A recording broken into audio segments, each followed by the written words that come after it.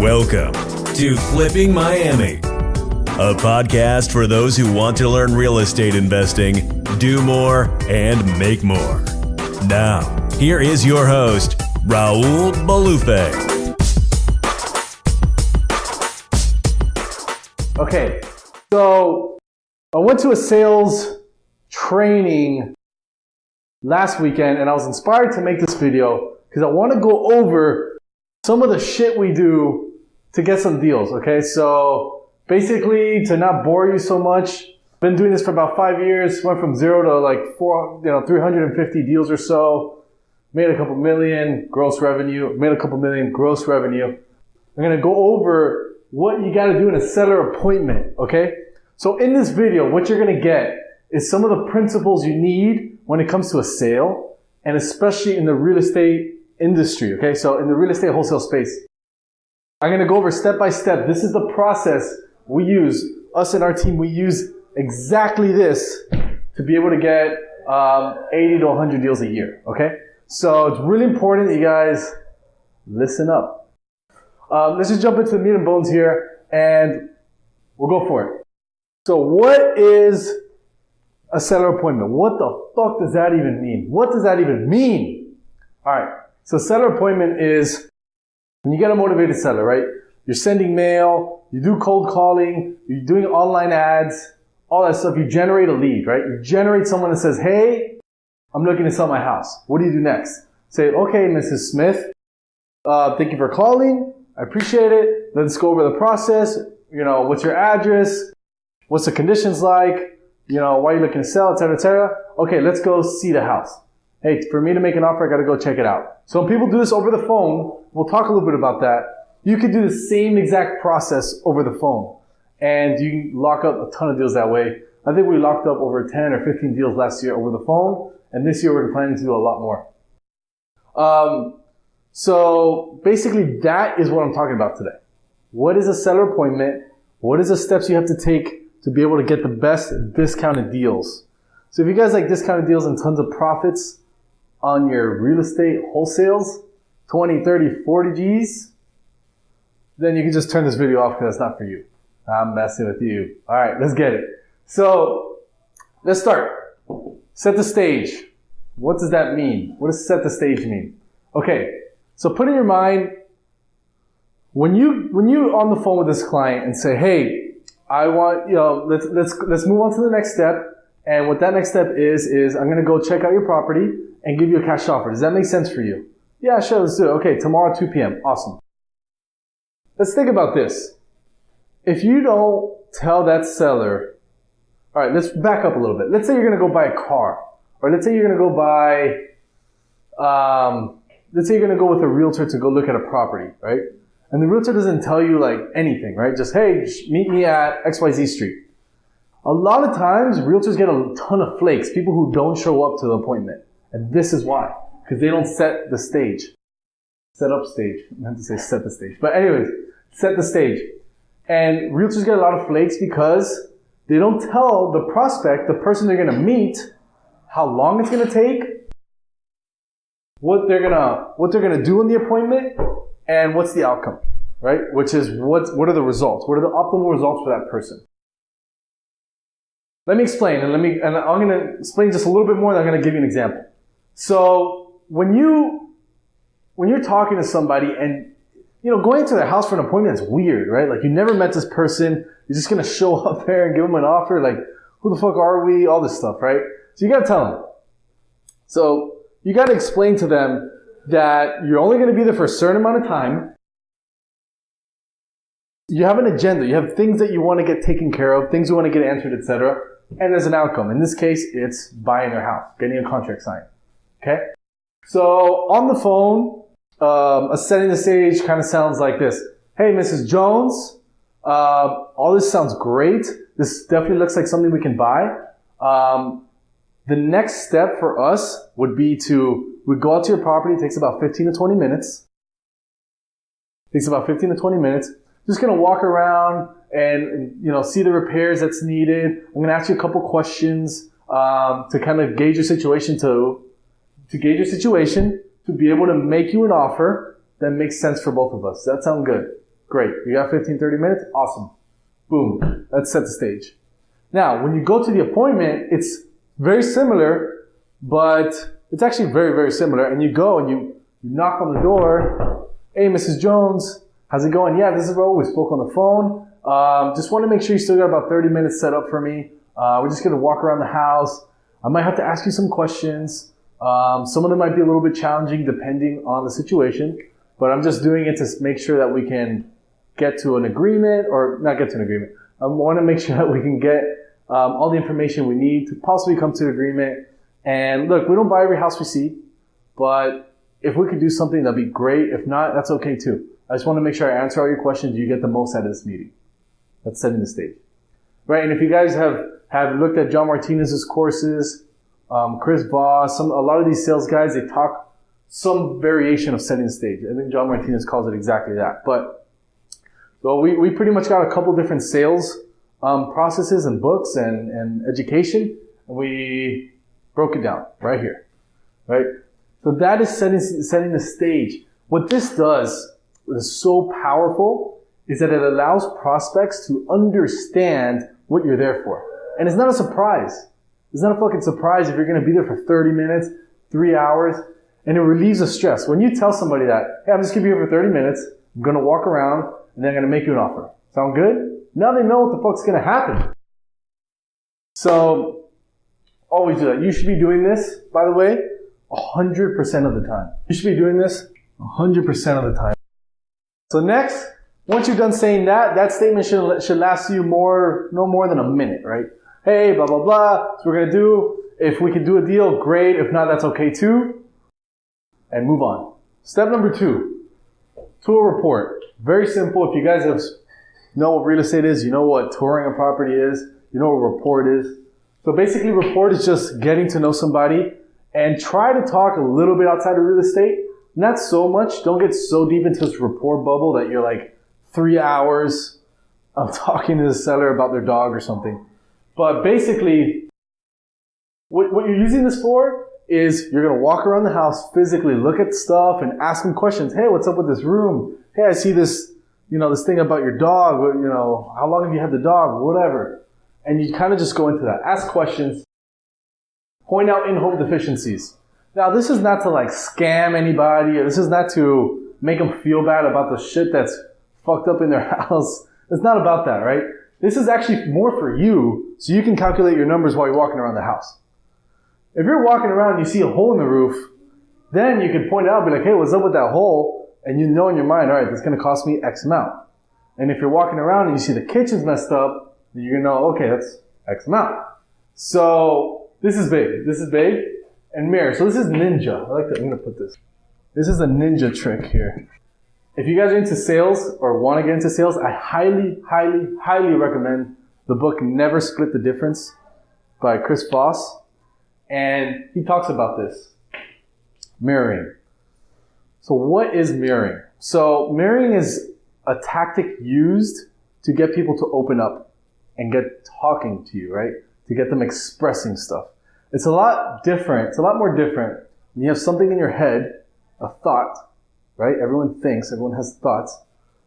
It's a lot different when you have a thought than when you actually start to say it. When you start to say things, then what happens is that your emotional side of your mind starts to be used, and that's where the best sales and that's where the best rapport is built, right? Most decisions, or every single decision, happens through emotion, then logic. So if something happens in the emotional side of your brain, you say, okay, that feels good, or I don't like that, or there's some kind of feeling, some kind of emotion. And then once you decide subconsciously, your mind starts kicking in with logic, and it'll basically start saying, okay, yeah, we should do that because of X, Y, Z. If you're going to go buy a nice watch, logically, buying a watch is one of the stupidest things you could do, especially an expensive one. But you see the watch, and you're like, oh, it looks nice. It makes me feel good, whatever fucking rappers are saying nowadays about watches, but it makes me feel good. And then you rationalize and say, oh, well, it's not that expensive. And, it's an investment too. And like, I can just keep it and sell it later, or whatever the fuck else people say it. Anyway, so that's the emotional part. What mirroring does, I'm going to give you an example right now, But basically, mirroring gets people to open up. So, what do I mean by that? So, if I'm walking around and I ask Mrs. Jones, I say, Mrs. Jones, hey, what's the deal with that hole in the wall over there? Like, when did that happen? Oh, the hurricane, and a chair flew and broke the wall. Like, a chair flew and broke the wall? So mirroring is basically just repeating the last 2 to 3 to 4 words from the last phrase they said, and with an upward tonality in your voice. Or you could say, the chair hitting the wall? What do you mean? That's mirroring. So, another example. So let's say I'm walking and she's being dry. Let's say you have a customer, a client, that you're walking around, you're trying to build rapport, you're trying to get them to open up, and they're being dry. They're like, oh, hey, how's it going? Good. Oh, what's happening? This. How long have you had the house? 20 years. Who lives here? Nobody. So what happens when you do that is, I'm skipping a little bit, but I'm going to go back to the mirroring here. We're still in the tour report phase, right?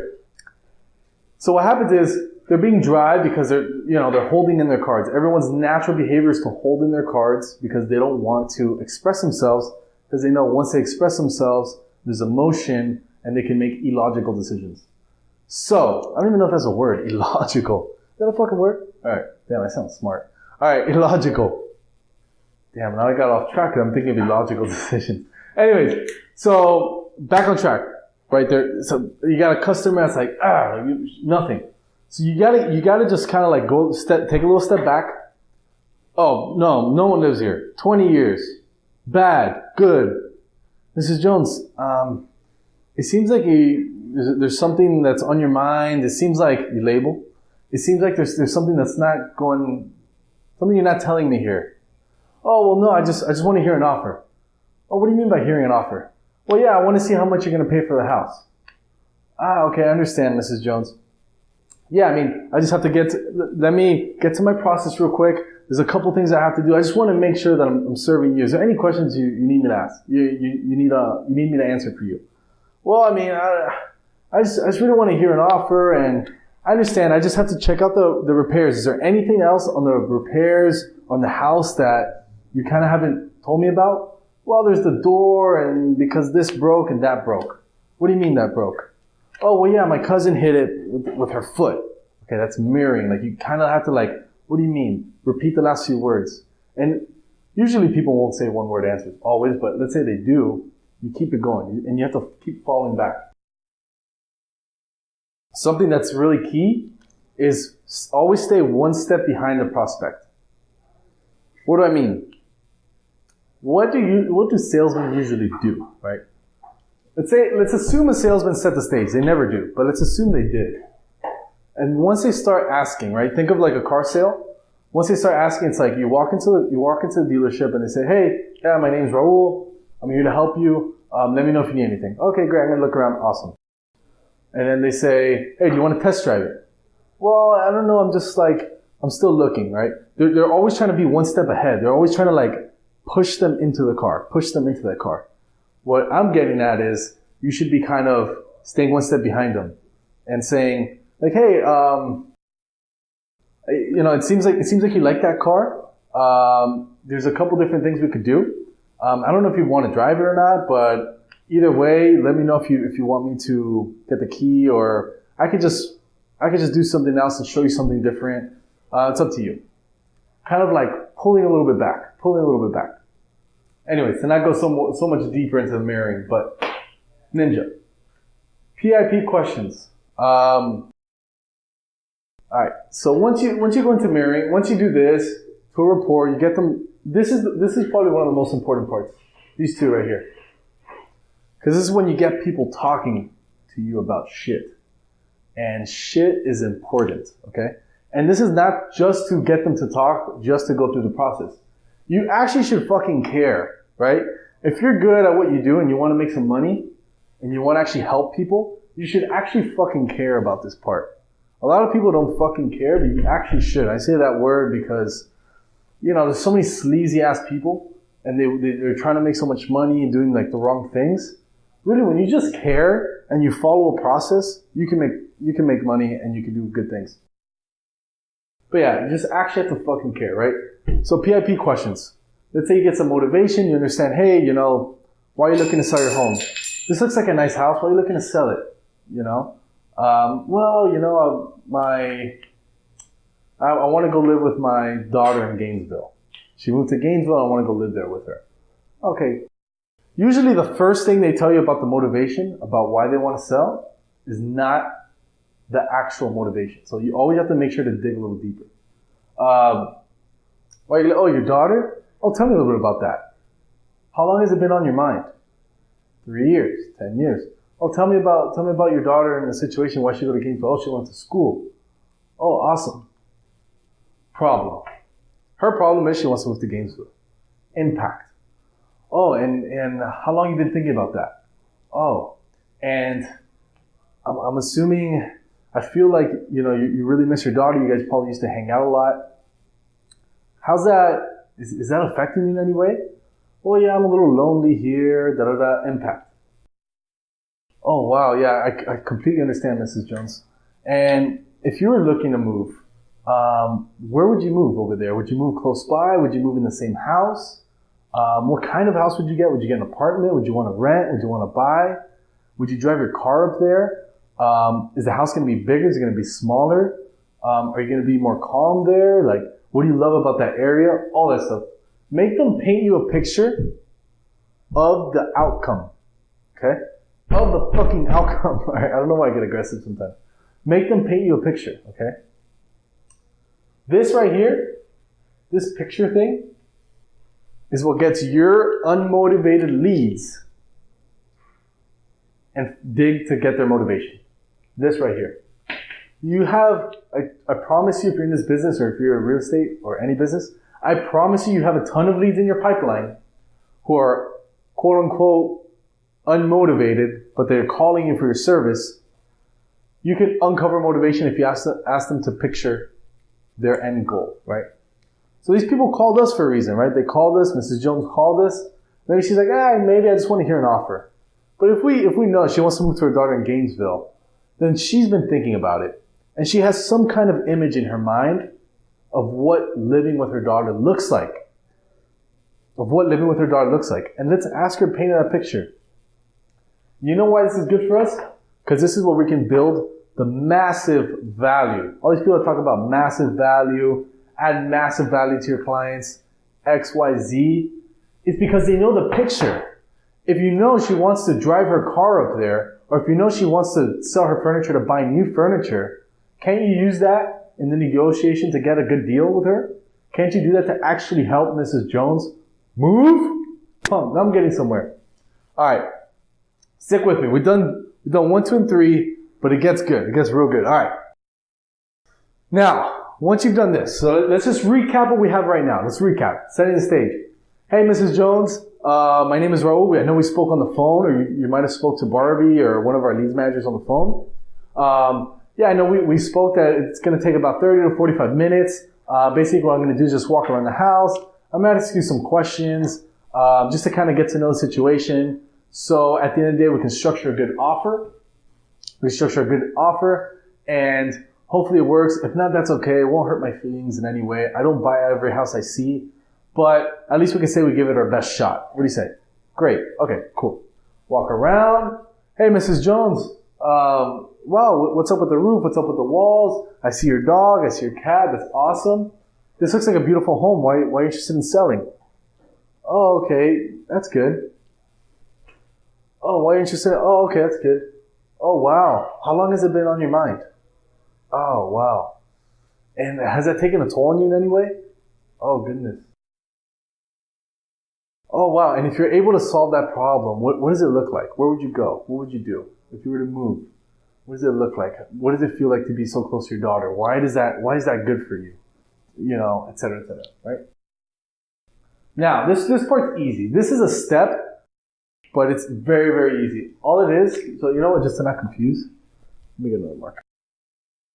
And the last one's close. But anyway, so yeah, it's a 10-step process. My bad, I got a little ADD there. But, alright, basically, the goal of this right here, really fast before we move on, is just to stress the importance of always following the process, okay? Everyone talks about consistent outcome. Everyone talks about, hey, I want to know how much I'm going to make all the time. I want to know like how much I'm going to sell. And a lot of salespeople quit because they're not consistent. A lot of salespeople quit because one month they have a great month, the next month they have no sales. This gets you consistency. If you follow 1, 2, 3, 4, 5, 6, do it all the time, answer these questions in your mind, do some variation of this, you're going to get consistency. I guarantee it. Anyway, so enough motivation. So if you did these 3 steps, great. The problem is technically like the motivation, right? At this point, in step number 4, this is usually make or break point, right? Okay, this is going to be kind of weird and kind of off and kind of fucked up and completely fucking different than what you've heard in any sales thing. But it's not always okay to push all the way through. And let me explain really quick. In this business, in wholesaling, it's a very personal business, right? You got somebody that's selling their home, which is their biggest fucking asset they've ever had. It's really important to people, right? I'm sure it's important to you, and it's really important to me. And if they're selling and they're calling an investor and not listing, there's some pain, right? There's something going on. Or there's fucking not. There's literally got everything going wrong, or there's fucking not. Or they're just wasting time. You do not want to waste fucking time in this business, right? Time is valuable. It can be very lucrative. You can make a ton of money. But we only deal with 5% of fucking people, right? We deal with 5% of people. 95% of people want to sell their house for retail. The 5% that want to sell would accept our offer as investors, right? Once you do all this, you could determine if there's enough motivation. Okay? And this first part should take you 15 to 20 minutes, all the way up to step 4. Okay? So in step 4, you analyze this. Oh, Mrs. Jones says, yeah, my daughter, Gainesville. I say, oh, tell me about that. Yeah, I'm just lonely. She used to help me with the bills, so I don't really have much money at this point. And like, you know, I got to cut the yard and things keep breaking. Boom, motivation, right? She needs money. She's tired of paying the bills. She wants to be with her daughter, you know, et cetera, et cetera. There's some motivation there. There will be a lot of times that you go and they're like, oh, I just want an offer. And then you do these steps and they're very closed off and they just say, oh, I don't want an offer. You know, like I'm thinking of listing with a realtor or my neighbor's a realtor and he said I can get 200, but if you can pay me 195, I'll sell. Obviously that's fucking bullshit. That's not what we're in business for. Don't waste your time. And hey, listen, we're not the best fit for you. Usually we've done a ton of deals with our clients and they're really happy to do business with us. But oftentimes we provide more value than money with bells and whistles and all these things that just like a lot of people didn't even know existed. But it just doesn't seem like would be the best fit for you. You might be better off listing with a realtor. Fucking straight up. That's the beautiful thing about this fucking process. It's actually straight up. It's actually real, like a real human talking. It's not a salesperson talking. Okay? So let's assume Mrs. Jones has motivation. Then you have to go over deal killers, okay? The 2 things you need to close a deal, you need to go over deal killers and motivation. Deal killers and motivation. Without those 2, you don't have a deal. You don't have a deal. So you have to address those 2. This is the correct order to do it, but if you're on the appointment and you haven't studied and you haven't prepared, just put in your mind 2 things. Deal killers and motivation. Go over those 2 and you can get deals. So, this is crucial. What are deal killers? Very fucking simple. It is what kills the fucking deal, okay? I gotta talk to my mom. I have to talk to my attorney. Well, I need to sleep on it. Et cetera, et cetera. All these objections, right? Well, I don't know what I'm going to do with the money. I don't know where I would go. I don't know where I would move. I don't know how to take out my furniture. How do I pet my fucking puppy? I don't know. There's so many deal killers in this. Just so many. You have to address it, okay? And there's many different ways to do it, okay? Many different ways to do it.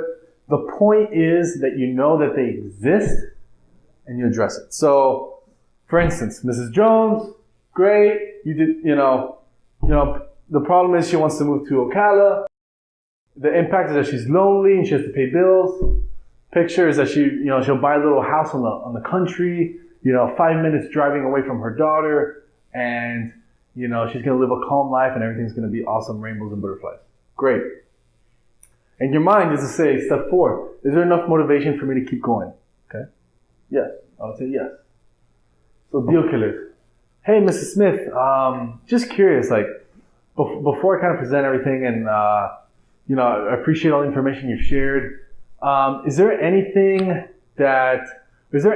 or anything that will get upset if you don't consult them? Is there anything on your mind? It seems like you're understanding, but I just want to make sure I'm covering everything. Let her speak. Let her speak about deal killers. Hey, if we were to do something today that you're happy with and I'm happy with, is there anything that would stop that from happening? Deal killers. Address the deal killers. Let them speak and then dig deep. No, everything seems fine. I like, how quickly would you do it? Perfect. Well, look, Mrs. Smith, let's talk about that real fast. So, yeah, we can close it in as fast as X and do blah, blah, blah, blah. Okay? Transition question. So once you go over the deal killers and she talks and she says, well, I would probably have to talk to my daughter. Okay, what does that look like? Well, she really wouldn't have to put much say in it, but, maybe I would like to consult her. It's like, hey, what would she say if you did the deal? What would she say if you didn't do the deal? What do you think? Go deep into the deal killer. Transition question. Mind you, if you can't solve this deal killer on the appointment, it's probably not worth giving an offer. Okay? She says, oh no, I absolutely necessarily have to talk to my daughter. I would say, okay, is it something you'd want to do today, or is it best for you to just talk to her and then we can schedule something else? That was beautiful. Transition question. Hey, I just want to make sure, before I get into my offer, we've spoken about a couple things. What I'm getting at here is, you have this house, really nice house, by the way. You want to move to be with your daughter in Ocala. There's a couple repairs that need to be done. That's why you're looking to a cash offer. You didn't want to rent it. You didn't want to deal with a realtor because of X, Y, Z. I just want to make sure. Have I covered everything before we can move on to the numbers and all that? Do you have all the information you need to make a confident decision? It doesn't have to be yes. It doesn't have to be no. I just want to make sure I'm giving you all the information possible. Do you know how the process works, etc.? That's a transition question. That was a really long one, and there was like 3 or 4 in there. But overall, that's the gist, okay? Before you go to the close, or the presentation, before you go to the proposal, always ask transition. Basically, then you get their commitment, which is right after this. They say, yes, I'm good. Or you answer the question, they say, yes, I'm good. You got their commitment. Now on to presentation. This is where people, different investors, different companies, etc., do things different. There's some people that don't use comps. There's some people that use comps. There's some people who offer 3 options on a contract. There's people who do lease options. So I don't want to get so into this because so many people do different things. Overall, it's exactly what it says. It's basically presenting your offer. And when you present your offer, you want to repeat everything that was said here. You want to repeat that and then present your offer. Present your proposal, whatever it is in your industry. In our business, it is a contract, an offer for your house. I would say, hey, Mrs. Jones, it seems like you got this. You want to move because of X, Y, Z. And, I've been thinking about this, and I just want to make sure I had everything in order so I could custom tailor an offer for your situation and be able to get you the cash you need to move to Ocala and possibly moving, etc. So what we could do for you is, we could give you a cash offer for, I really would like to get it for, 80, but I know that won't happen in a million years. I think I get for 100, I'd be able to do it. Okay, we just went to John Martinez sales training. You guys should look him up, beast. And that's kind of how he does it. It's really interesting. Anyways, we do some variation of that. Sometimes we change it up and whatever. It all depends. That's what's called the price anchor, by the way, the 80 to 100. But presentation, right? Usually after presentation, sometimes maybe 1 out of 20, you'll get somebody that says, yes, perfect, let's sign. Usually the rest you got to negotiate. Okay? This is a rule of thumb This is a rule of thumb. It's not exact, so don't take it word for word. It's not exact. But what this means is kind of like what I said right now. So, hey, let's assume that our third offer is 100 grand. Our first offer starts at 75. Now, it's not very likely that there's 75. Our goal as a salesman is to get it around here. So we can have that 10% cushion to be able to make some money, right? And since we're helping out this prospect, if we understood their problem, if we understood why they're looking to move, why they're looking to sell, and we can help them organize everything, we should be able to get paid for that, right? We're in business and we are here to make money. And you should have your service so good, you should have your service so down packed that it should be unfair for you not to get the deal, right? So basically how that would look is, hey, I understand this is what we have to do, okay, et cetera, et cetera, et cetera. Look, I mean, I would love to get the house for 75 just because of the way I do my numbers and the things I want to do for a nice family to fix it up and a nice family to come live here. I know that's low and I know that probably will never happen, but I think we could probably do it for about 85.